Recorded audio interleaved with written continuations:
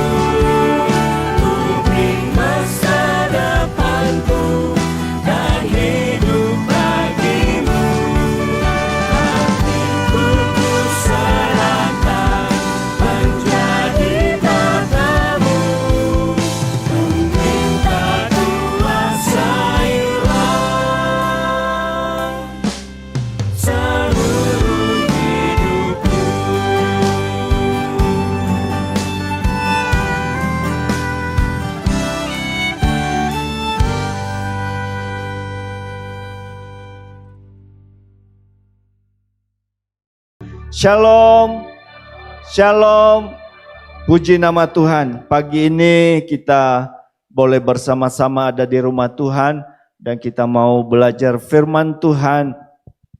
Karena hanya firman Tuhanlah yang menjadi makanan dalam kehidupan rohani kita masing-masing sehingga kita boleh bertumbuh. Firman Tuhan pada pagi hari ini yang menjadi tema utama sepanjang bulan Juli ini adalah hidup yang berarti. Ya, hidup yang berarti tidak diukur oleh pencapaian duniawi, tetapi hidup yang berarti adalah hidup yang berkenan di hadapan Tuhan, hidup yang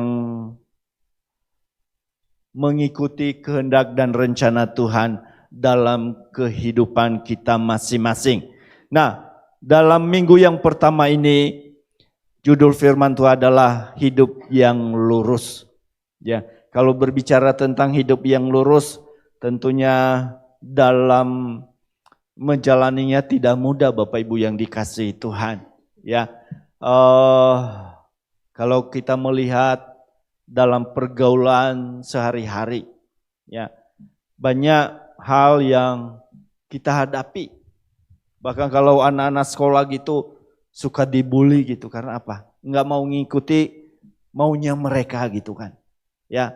Atau dalam pergaulan kita, dalam pekerjaan dan lain sebagainya, mereka melakukan hal-hal yang seharusnya tidak dilakukan tetapi itu terjadi. Bagaimana keberadaan kita? Kadang-kadang kita ada dalam satu dilema, ada dalam satu keadaan. Apakah mau ikut apa yang mereka mau atau kita ikut yang Tuhan mau? Ini tantangan Bapak Ibu yang dikasihi Tuhan. Tidak mudah. Ya. Tidak mudah, tetapi firman Tuhan mengingatkan kepada kita sebagai orang-orang yang percaya kepada Tuhan. Yang mengingatkan kita bahwa tema kita sepanjang tahun 2026 ini adalah melangkah bersama dengan Tuhan. Ya. Melangkah bersama dengan Tuhan tentunya kita harus mau sejalan dengan Tuhan. Sekehendak dengan Tuhan. Melakukan firman Allah apa yang Tuhan mau kita lakukan dalam kehidupan kita. Sekalipun mungkin orang akan meninggalkan kita. Orang akan menjauh daripada kita karena kita berkomitmen untuk hidup yang lurus di hadapan Tuhan. Mungkin banyak orang juga mencela kita. Mungkin orang banyak melakukan sesuatu yang menekan barangkali karena kita tidak mau mengikuti apa yang mereka mau, Bapak Ibu yang dikasihi Tuhan.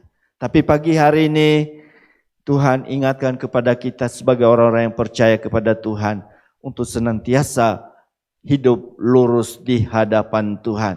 Nah, Bapak Ibu yang dikasihi Tuhan, ayat firman Tuhan yang diambil pagi hari ini mengenai hidup yang lurus itu terdapat di dalam Amsal, ya di layar tidak ada. Di dalam Amsal pasal 3 ayat yang ke-5 dan 6, firman Tuhan berkata, percayalah kepada Tuhan dengan segenap hatimu dan janganlah bersandar kepada pengertianmu sendiri. Akuilah Dia dalam segala lakumu. Ia akan meluruskan jalanmu. Ini yang menjadi ayat firman Tuhan bagi kita semua. Mengingatkan pada kita untuk senantiasa percaya kepada Tuhan dengan segenap hati. Dan tidak bersandar pada pengertian kita sendiri. Tetapi mengakui Dia dalam segala laku kita. Maka Ia akan meluruskan jalan kita. Bapak Ibu yang dikasihi Tuhan. Arti hidup yang lurus menurut firman Tuhan. Hidup yang berjalan sesuai dengan kehendak Tuhan. Taat akan firman-Nya dan terus mengarahkan hidup kita padanya. Sehingga hidup kita semakin serupa dengan Kristus. Ya, ini yang harus ada dalam kehidupan kita. Ini yang harus kita praktekkan dalam kehidupan kita sebagai orang-orang yang percaya kepada Tuhan. Kedepannya ini yang Tuhan mau dalam kehidupan kita. Mungkin di masa-masa yang lalu keberadaan kita banyak dan tidak sesuai dengan kehendak Tuhan. Tetapi mulai saat ini kita mau berkomitmen untuk senantiasa hidup lurus di hadapan Tuhan. Dan itu yang Tuhan mau dalam kehidupan kita. Banyak tantangan yang terjadi. Ya. Tetapi jangan takut. Tuhan selalu ada bersama dengan kita. Kalau kita berjalan sesuai dengan kehendak Tuhan, maka Tuhan memimpin, menyertai dalam kehidupan kita. Sehingga kita boleh berjalan sesuai dengan rencana dan kehendak Tuhan. Apa yang firman Tuhan katakan, boleh senantiasa itu mewarnai dalam kehidupan kita sehari-hari. Nah, oleh karena itu Bapak Ibu yang dikasihi Tuhan, apa yang harus kita lakukan? Cara menempuh hidup yang lurus menurut firman Tuhan. Sebagaimana yang kita baca tadi di dalam Amsal pasal 3 ayat yang ke-5 dan ke-6. Yang pertama itu adalah percaya kepada Tuhan. Ya. Percaya kepada Tuhan dengan segenap hati. Ya. Untuk percaya kepada Tuhan ini perlu komitmen Bapak Ibu yang dikasihi Tuhan. Ya. Tidak menyimpang ke kanan dan ke kiri. Ada godaan, ada tantangan. Tetapi firman Tuhan kepada Yosua pada waktu itu, kepada bangsa Israel. Waktu mereka mau menuju tanah Kanaan, tanah perjanjian. Tuhan berpesan kepada mereka jangan menyimpang ke kanan atau ke kiri. Tapi ikutilah apa yang menjadi rencana Tuhan. Sesuai dengan firman Tuhan, sesuai dengan hukum-hukum Tuhan. Mudah? Ngomongnya mudah Bapak Ibu yang dikasihi Tuhan. Tapi harus dibuktikan dalam kehidupan kita. Ya. Harus dibuktikan itu. Ya. Tidak menyimpang ke kanan atau ke kiri. Berarti kita punya komitmen untuk percaya kepada Tuhan. Mengikut Tuhan. Berjalan bersama dengan Tuhan. Melangkah bersama dengan Tuhan.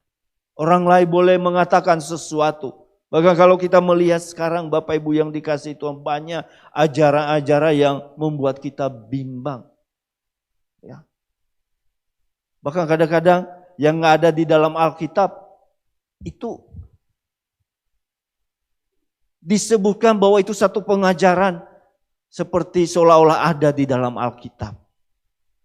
Mungkin karena saking pengetahuannya luar biasa barangkali. Ya. Padahal yang seharusnya kita ajar kata apa yang dikatakan firman Tuhan di dalam Alkitab. Tapi yang mungkin juga karena merasa supaya wow ini pengetahuannya luar biasa. Ya. Ini juga mengingatkan kepada kita sehingga orang yang mendengar, yang mana ini yang benar? Dalam Alkitab atau yang kata si A? Tapi saya katakan kita kembali kepada firman Tuhan. Ada totalitas dalam kehidupan kita untuk tetap percaya kepada Tuhan dengan sungguh-sungguh sepenuh hati. Tidak bimbang, tidak mendua hati. Karena firman Tuhan katakan bahwa orang yang mendua hati tidak akan tenang dalam kehidupannya. Apalagi mempercayai Tuhan dengan sungguh-sungguh. Enggak mungkin. Oleh karena itu kita mau belajar firman Tuhan terus menerus. Dan bukan hanya sekedar pengetahuan tetapi itu kita praktekkan dalam kehidupan kita. Sebagai orang-orang yang percaya kepada Tuhan.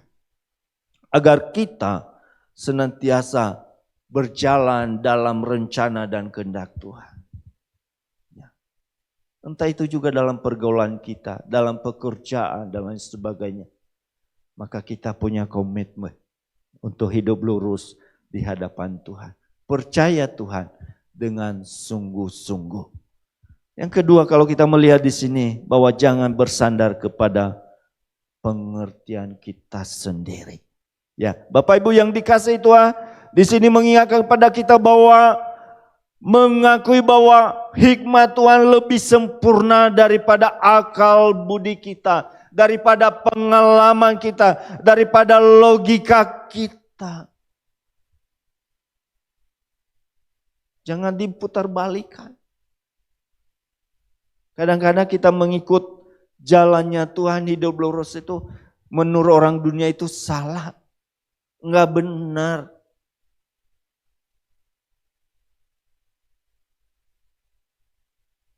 Saat kita mau mengikut Tuhan, kadang-kadang dengan masuk akal.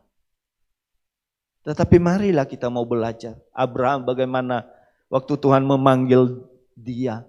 Pergilah dari negerimu, dari rumah saudaramu, dari sanak saudaramu. Ke tempat yang akan diberikan kepada. Nggak banyak komentar dia. Padahal di situ nggak ada letaknya di mana, posisinya di mana. Tetapi dia berjalan karena dia percaya sepenuhnya kepada Tuhan. Tidak meragukan Tuhan. Nggak mudah. Tetapi kita melihat bagaimana dia setelah mendengar itu dia pergi bersama dengan istrinya dan keponakan. Walaupun dia nggak tahu tempat yang dituju itu dekat, jauh, jalannya bagaimana. Tapi dia ikuti. Karena apa? Dia percaya dan beriman kepada Tuhan. Nah, oleh karena itu sebagai orang-orang yang percaya kepada Tuhan, marilah kita senantiasa belajar bersandar kepada Tuhan. Memang kadang-kadang, bahkan mungkin sering, orang sulit yang menerima tuntunan daripada Tuhan. Karena sudah punya pemahaman, sudah punya cara berpikir sendiri atau pengalaman yang telah dia alami dalam perjalanan hidupnya yang membuat dia tidak lagi mengikuti tuntunan Tuhan. Atau barangkali dalam apa yang dia lakukan semuanya berhasil. Sehingga dia lebih mengedepankan pengalaman dia daripada bersandar sepenuhnya kepada Tuhan. Atau mungkin ego kita yang lebih mendominasi, menguasai dalam kehidupan kita. Sehingga kita tidak lagi mengikuti tuntunan Tuhan dalam kehidupan kita masing-masing. Yang ketiga juga dikatakan akuilah Tuhan dalam segala lakumu. Ya, berarti kita mengakui Tuhan dalam segala langkah kehidupan kita. Dengan melibatkan Tuhan dalam seluruh aspek kehidupan kita. Baik itu dalam pekerjaan kita, dalam pelayanan kita sekalipun. Dalam segala rencana-rencana. Kita mau melibatkan Tuhan. Kita mau mengutamakan Tuhan. Sehingga Tuhan menuntun dalam kehidupan kita. Bapak Ibu yang dikasihi Tuhan. Pagi hari ini kita mau belajar tentang seorang yang bernama Daud. Bagaimana kita melihat Daud ini dalam perjalanan hidupnya. Dalam keluarganya dia bagaimana mengalami keadaan yang tidak sama dengan saudara-saudaranya. Masa mudanya, masa kecilnya, masa remajanya, dia malah ada di hutan, di padang gurun untuk menggembalakan domba-domba. Tidak seperti kakak-kakaknya. Dia ada setelah itu, dia boleh menjadi dipakai oleh Tuhan dalam kerajaan Saul pada waktu itu. Tapi satu hal yang menarik kalau kita perhatikan Bapak Ibu yang dikasihi Tuhan. Bagaimana Daud ini satu teladan bahwa selalu bertanya kepada Tuhan sebelum melakukan sesuatu. Ya. Sebelum melakukan sesuatu dia bertanya kepada Tuhan. Kalau kita memperhatikan Bapak Ibu yang dikasihi Tuhan, apa yang dikatakan di dalam 1 Samuel pasal 23 ayat yang kedua dan keempat. Di dalam 1 Samuel, namun saya akan bacakan dari ayat 1 sampai 5 supaya kita dapat mengerti ya alur daripada cerita ini sehingga kita dapat memahaminya dengan baik. Di dalam 1 Samuel pasal 23 ayat yang pertama sampai ayat yang kelima, Firman Tuhan berkata, diberitahukan kepada Daud begini, ketahuilah orang Filistin berperang melawan kota Keila dan menjara tempat-tempat pengirikan. Ayat yang kedua setelah dia mendengar itu dikatakan, lalu bertanyalah Daud kepada Tuhan, apakah aku akan pergi mengalahkan orang Filistin itu? Jawab Tuhan kepada Daud, pergilah, kalahkanlah orang-orang Filistin itu dan selamatkanlah Keila. Ayat yang ketiga, tetapi orang-orang Daud berkata kepadanya, ingatlah, sedangkan di sini, di Yehuda, kita sudah dalam ketakutan, apalagi kalau kita pergi ke Keila, melawan barisan perang orang Filistin. Ayat yang keempat, Daud bertanya kedua kalinya. Ya, lalu bertanya pula Daud kepada Tuhan, maka Tuhan menjawab dia firman-Nya, bersiaplah, pergilah ke Keila, sebab aku akan menyerahkan orang Filistin itu ke dalam tanganmu. Ayat yang kelima, kemudian pergilah Daud dengan orang-orangnya ke Keila. Ia berperang melawan orang Filistin itu, dihalaunya ternak mereka dan ditimbulkannya kekalahan besar di antara mereka. Demikianlah Daud menyelamatkan penduduk Keila. Bapak Ibu yang dikasihi Tuhan, bagaimana kita melihat dari pelajaran ini? Daud selalu mengakui Tuhan. Daud selalu melibatkan Tuhan dalam setiap perbuatan apa yang dia lakukan. Ya. Apa yang terjadi di Keila pada waktu itu. Dia mau menyelamatkan, tapi dia nggak gegabah. Padahal kalau kita perhatikan Bapak Ibu yang dikasihi Tuhan, bahwa di dalam pasal 17, bagaimana Daud itu mengalahkan Goliat yang luar biasa. Ya. Yang begitu kuat, yang ditakutkan oleh bangsa Israel pada waktu itu. Tapi dia enggak berdasarkan pengalamannya. Ia tidak menganggap remeh sesuatu apa yang terjadi di hadapannya. Dia bertanya kepada Tuhan. Dan waktu dia bertanya kepada Tuhan, ada aja orang-orang yang ya, itu kondisinya, keadaan seperti ini tidak memungkinkan untuk maju. Di kita aja terjadi ketakutan dan lain sebagainya. Tapi Daud tidak menyerah dan tidak berdiam diri. Kalau kita perhatikan tadi, bahwa dikatakan dia bertanya lagi kepada Tuhan. Ya, apakah aku pergi berperang? Dan Tuhan katakan bersiaplah pergi di sana. Sekali pun dia telah mengalami kemenangan besar melawan Goliat, tetapi dia tetap melibatkan Tuhan dalam kehidupannya. Luar biasa Bapak Ibu yang dikasihi Tuhan. Ini juga yang harus ada dalam kehidupan kita sebagai anak-anak Tuhan. Terlepas dalam bidang itu, kita ya sudah berpengalaman, kita tetap melibatkan Tuhan. Bertanya kepada Tuhan. Bahkan dalam pelayanan-pelayanan kita Bapak Ibu yang dikasihi Tuhan. Banyak rencana, program-program yang kita lakukan. Tapi saya mau mengajak Bapak Ibu semua, pengurus-pengurus yang ada, yuk kita mau mengutamakan Tuhan. Melibatkan Tuhan dalam rencana-rencana kita. Sehebat apapun rencana kita ini dan lain sebagainya. Firman Tuhan katakan di luar aku, kamu tidak bisa berbuat apa-apa. Kita mau belajar. Ada tantangan, ada pergumulan yang kita hadapi. Tetaplah kita mau mengutamakan Tuhan, tetap mengakui Tuhan, tetap melibatkan Tuhan dalam apa yang kita rencanakan. Sehingga Tuhan senantiasa memimpin dalam kehidupan kita masing-masing. Kalau kita memperhatikan di dalam 2 Samuel pasal 1. Mungkin di layarnya udah dibetulin ya. Di catatan saya double. Ya, kita lihat di dalam 2 Samuel pasal 1, Bapak Ibu yang dikasihi Tuhan.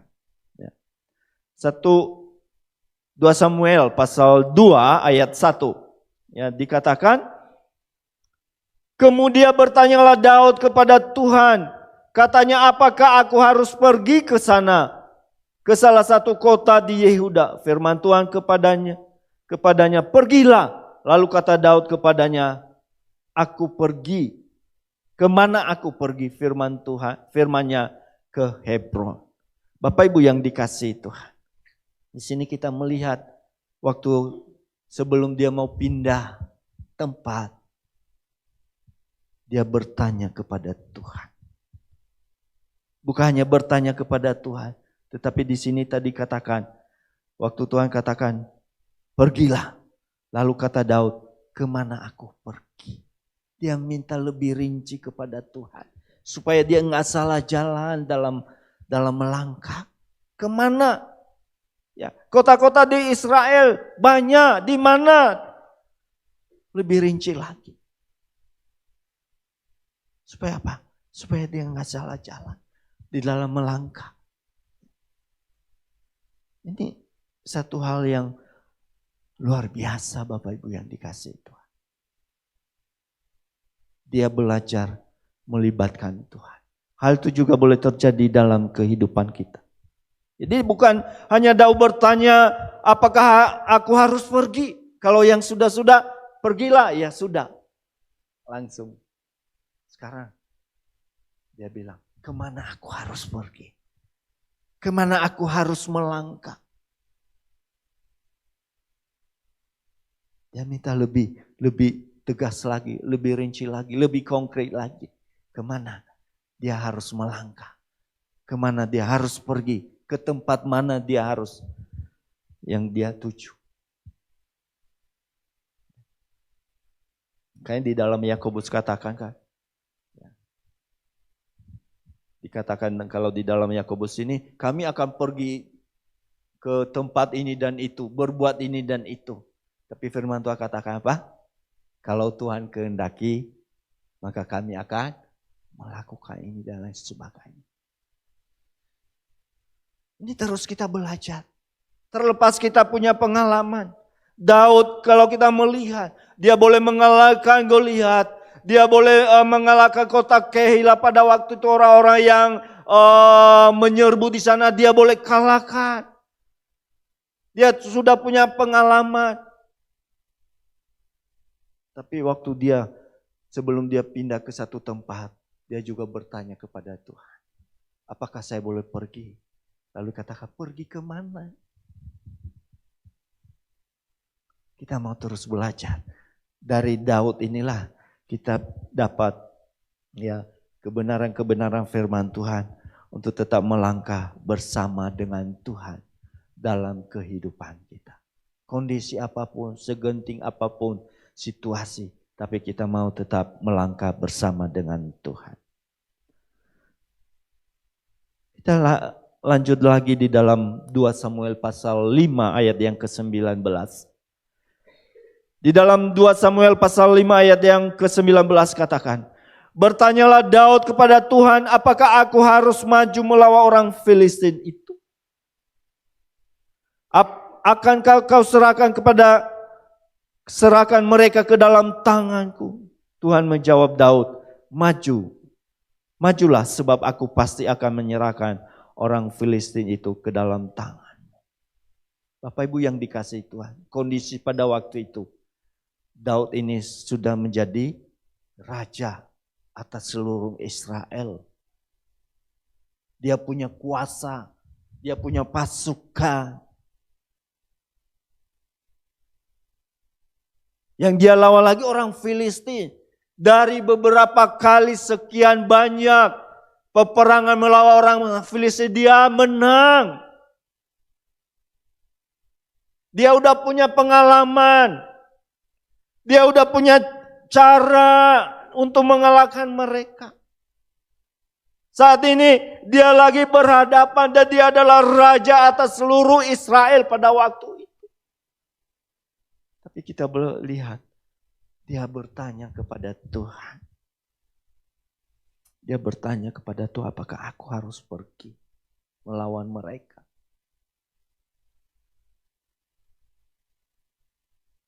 Daud senantiasa melibatkan Tuhan dalam kehidupannya. Dalam setiap langkah-langkah apa yang harus ia akan lakukan. Dia utamakan Tuhan. Dia libatkan Tuhan dalam apa yang dia lakukan, yang akan dia lakukan. Yang lebih menarik lagi Bapak Ibu yang dikasihi Tuhan. Kalau kita perhatikan di dalam ayat yang ke-23 dari 2 Samuel pasal 5 ini. Coba perhatikan Bapak Ibu yang dikasihi Tuhan. Maka bertanyalah Daud kepada Tuhan. Dan ia menjawab, janganlah maju. Tetapi buatlah gerakan melingkar. Gerakan lingkaran sampai ke belakang mereka. Sehingga engkau dapat menyerang mereka dari jurusan pohon-pohon kertau. Ini menarik Bapak Ibu yang dikasihi Tuhan. Enggak seperti yang sudah-sudah. Ya, enggak seperti yang biasanya. Tinggal Tuhan ngomong, maju, pergi, hadapi. Mungkin kalau di kita hal seperti, kok aneh? Harus apa tadi? Gerakan lingkaran gitu.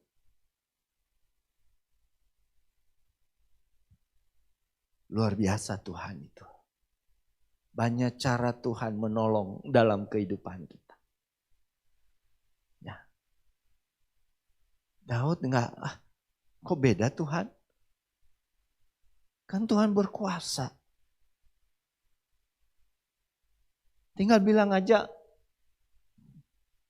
lanjut. Tapi dia bilang, apa tadi di sini? Katakan, jangan maju. Tetapi buatlah gerakan lingkaran sampai ke belakang mereka. Sehingga engkau dapat menyerang mereka dari jurusan pohon-pohon kertau. Luar biasa. Banyak cara Tuhan untuk menolong kita. Oleh karena itu marilah kita mau mempercayai Tuhan dengan segenap hati. Sekalipun mungkin kadang-kadang gak masuk logika kita. Harus melingkar, harus memutar dulu, harus buat lingkaran. Tapi itulah cara Tuhan. 1001 macam Tuhan menolong dalam kehidupan kita. Oleh karena itu jangan pernah putus asa. Dan tidak pernah takut dalam menghadapi segala sesuatu. Karena Tuhan selalu beserta dengan kita. Marilah kita mau berjalan. Hidup yang lurus adalah hidup yang kita mau ikut maunya Tuhan. Kita mau taat kepada rencana Tuhan. Kita mau taat kepada perintah-perintahnya. Sekalipun itu menurut akal, kita tidak masuk akal. Tetapi Tuhan mau kita taat kepadanya.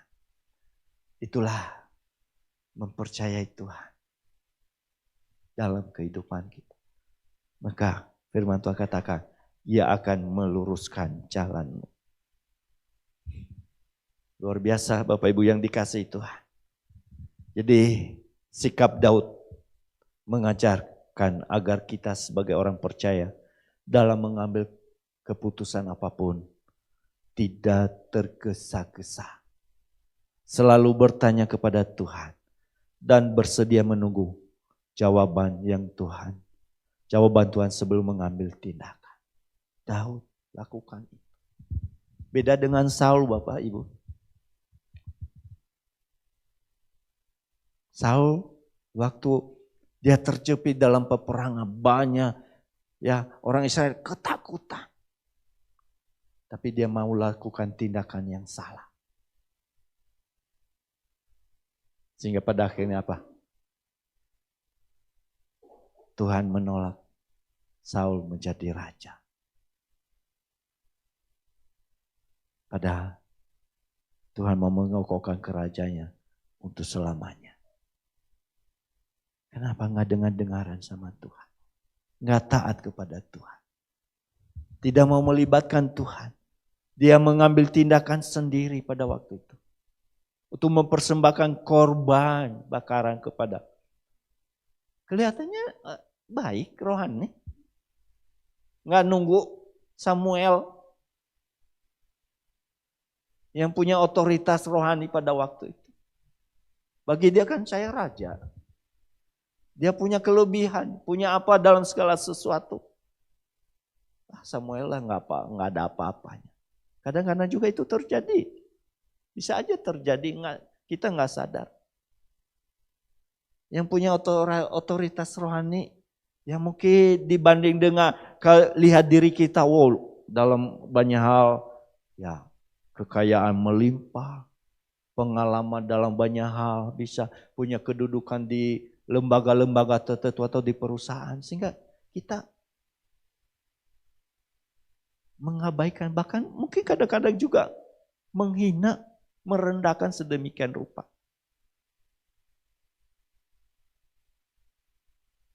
Tapi kita mau belajar. Daud sekalipun dia sudah mengalami kemenangan demi kemenangan, tapi dia selalu rendah hati dan terus bertanya kepada Tuhan, mengutamakan Tuhan. Saul ditegur oleh Samuel pada waktu itu dengan berbagai alasan bagi dia untuk membenarkan diri. Marilah kita mau belajar. Mungkin kita punya rencana-rencana apa saat ini dalam keluarga kita, dalam pekerjaan, dalam pelayanan kita. Bertanyalah dulu di hadapan Tuhan. Kita mau ya sama-sama datang kepada Tuhan.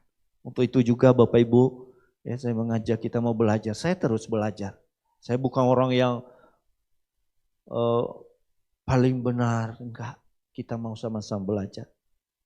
Saya mulai Juli ini, setiap hari Rabu dan Kamis di tempat ini, saya ada di rumah Tuhan di tempat ini. Mau berdoa bersama-sama, yuk datang. Kita mau berdoa. Kita bawa di hadapan Tuhan rencana-rencana kita. Mau datang atau mau didoakan, mau doa bersama atau konsultasi, yuk. Kita mau. Hanya Tuhan yang bisa mengubah segala sesuatu. Di luar itu kita tidak mampu. Kita punya pemikiran yang jauh lebih ini. Tetapi kita harus belajar. Terus takluk. Di bawah otoritas, kuasa dan rencana Tuhan. Dalam kehidupan kita masing-masing. Mungkin kita berkata ini bagus. Ini dan sebagainya. Di sana begini-begini. Yuk.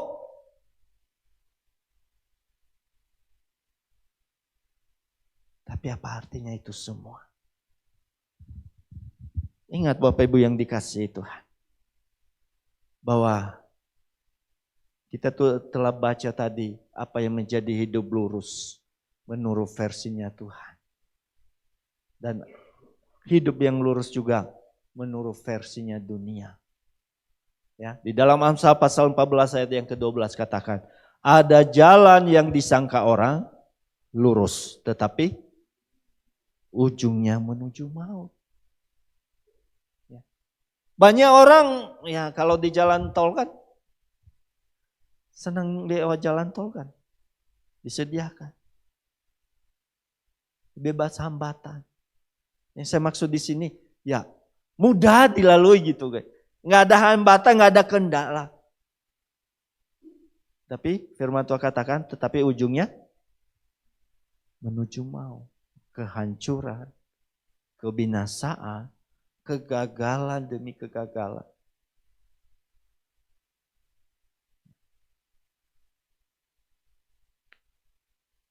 Ini kita belajar kembali. Tidak lagi mengandalkan kekuatan kita sendiri. Tidak lagi mengandalkan kekuatan pengertian kita sendiri. Tapi kita mau belajar mengandalkan Tuhan. Jadi dari ayat ini kita melihat. Bahwa artinya jalan yang kelihatannya baik. Tapi membawa kehancuran. atau mengandalkan kekuatan diri sendiri. Ya, kelihatannya baik. Ini program ini baik. Tapi apakah sesuai dengan kehendak Tuhan? Apakah kita udah bertanya kepada Tuhan? Atau mulai membanding-bandingkan? Ya. Di sini nggak ada. Antara komisi dengan komisi. Saya kalau komisi A, ini program saya gini-gini, itu. Nggak ada apa-apanya. Atau barangkali juga suka ngegosip. Si ini tuh gini, itu dan sebagainya. Nggak becus ini. Marilah kita belajar memperkatakan kata-kata yang baik. Karena apa? Ucapan kita ini mengandung kuasa loh. Benar terjadi sesuatu, tapi yuk kita katakan sesuatu yang baik. Kata-kata iman di hadapan Tuhan.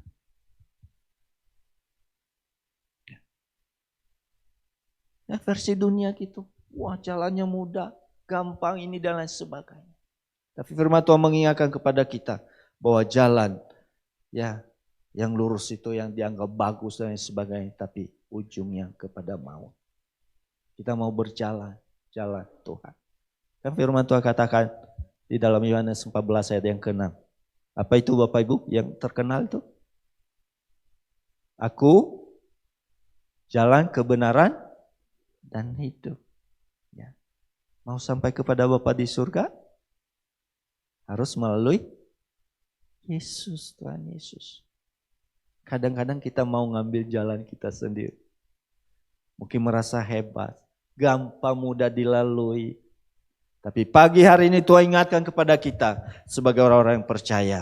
Marilah kita mau berjalan di jalan yang lurus sesuai dengan kehendak Tuhan. Hidup lurus di hadapan Tuhan. Yaitu mempercayai Tuhan dengan segenap hati. Hidup lurus di hadapan Tuhan. Tidak lagi bersandar kepada pengertian kita sendiri. Hidup lurus di hadapan Tuhan adalah kita senantiasa mengakui Tuhan dalam setiap langkah kehidupan kita. Yaitu melibatkan Dia. Bertanya kepada Tuhan. Apakah ini mau? Tuhan ingin saya lakukan seperti ini. Dan sebagainya. Ya. Memang Bapak Ibu yang dikasih Tuhan. Dalam Amsal 16 ayat yang kedua katakan. Segala jalan orang adalah bersih menurut pandangannya sendiri. Tetapi Tuhan yang menguji hati. Dalamnya laut dapat diduga. Dalamnya hati manusia. Tetapi Tuhan tahu. Tuhan tahu. Ya, mari kita mau melayani Tuhan dengan tulus. Mungkin kita di perhadapan situasi. Mungkin gak dihargai barangkali. Gak ada reward yang diberikan. Tapi mari kita melayani Tuhan dengan sungguh-sungguh. Kita berikan yang terbaik bagi kemuliaan Tuhan. Dalam pelayanan kita. Marilah kita hidup berkenan di hadapan Tuhan.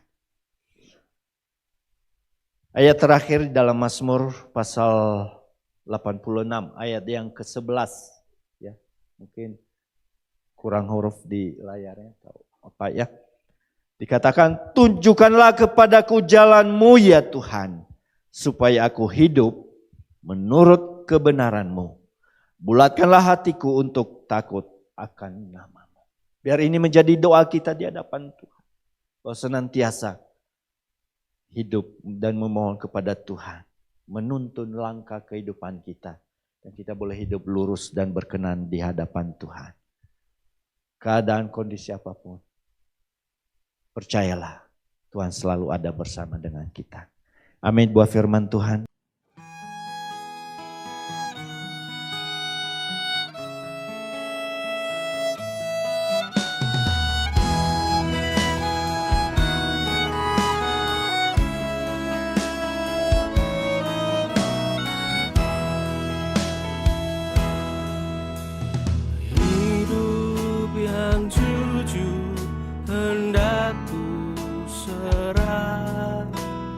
Pada